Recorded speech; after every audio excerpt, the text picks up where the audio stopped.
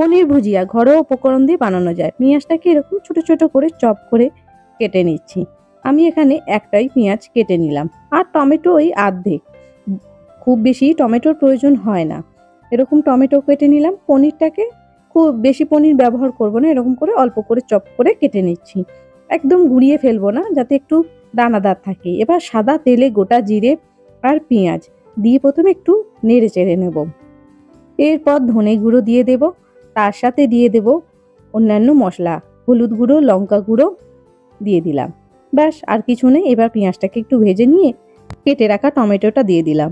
একটু বেশি ভাজতে হবে, যতক্ষণ না টমেটোর কাঁচা গন্ধ চলে যায়। এবার লবণ পরিমাণ মতন দিয়ে দিয়েছি। তারপরে কেটে রাখা পনিরটা দিয়ে ভালো করে ভেজে নিতে হবে। পনিরটা এরকম একটু গোটা গোটা থাকবে, আর উপরে ধনেপাতা দিয়ে দেব। এবার মিনিট 5 ভেজে নিয়ে তারপর পরিবেশন করে দেবো। গরম গরম পরোটা, রুটি কিংবা ভাতের সাথে দুর্দান্ত লাগে।